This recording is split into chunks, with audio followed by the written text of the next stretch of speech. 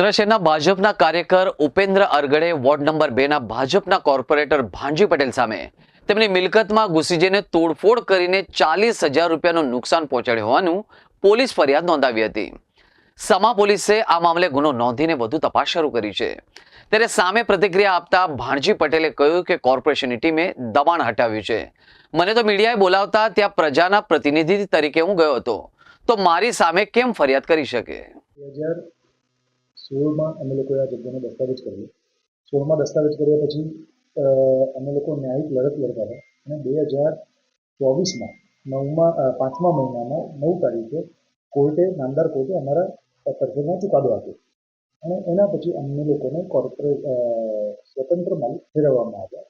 અને કોર્પોરેશનને કાયમી મનાઈ હુકમ આપ્યો કે ભાઈ કોઈ પણ રીતે તમે પ્રવેશ કરી શકો નહીં। 21/12/2024ના રોજ શનિવારે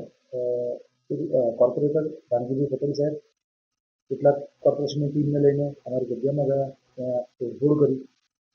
એ અમને મીડિયાના માધ્યમથી ખબર પડી અને મીડિયાના માધ્યમથી ખબર પડી એટલે અમે લોકોએ કમ્પ્લેન્ટ દાખલ કરી હતી કે કોર્ટના હુકમનો અનાદર થયો અને એની સાથે સાથે માન્ય પોલીસ કમિશનર સાહેબની પણ અરજી કરી। અરજી કરતાં અમને પણ ઘણું દુઃખ થયું, કારણ કે અમે પણ એક જ પરિવારમાંથી આવીએ છીએ। હું પણ ભારતીય જનતા પાર્ટીનો એક કાર્યકર્તા છું, એક હોદ્દેદાર છું જિલ્લાનો, અને ભાણજીભાઈ પણ અમારા જ પરિવારના એક કોર્પોરેટર, પણ છતાંય અમને કોના દોરવાથી અને કોના કહેવાથી પાર્ટીની પરમિશન લીધા વગર, મને ધ્યાન છે ત્યાં સુધી અમને કોઈ પાર્ટીની એવી પરમિશન નથી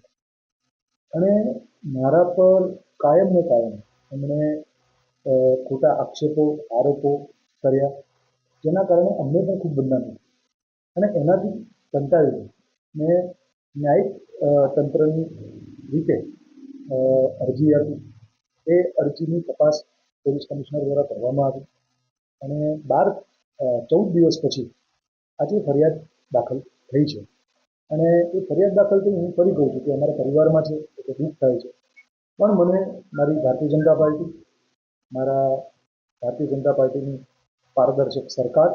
અને ન્યાયતંત્ર આ ત્રણેય પર સંપૂર્ણ ભરોસો છે કે મને જે કંઈ પણ છે એ સાચો ન્યાય મળશે અને કાયમ આવા આક્ષેપો થકી આજે જ્યારે ફરિયાદ દાખલ થઈ ત્યારે આવા આક્ષેપો થકી મારા મિત્રો શુભેચ્છકો એ લોકોને સાચું ખબર પડે કે ભાઈ હું કંઈ ચોર કે એવો નથી અને લોકોની સામે સત્ય હકીકત ઉજાગર થાય, દૂધનું દૂધ અને પાણીનું પાણી થાય, એની માટે અમે લોકોએ અરજી કરેલી હતી અને પોલીસ કમિશનર સાહેબે એ અરજીને યોગ્ય લાગી એટલે ફરિયાદને તબદીલ કરી।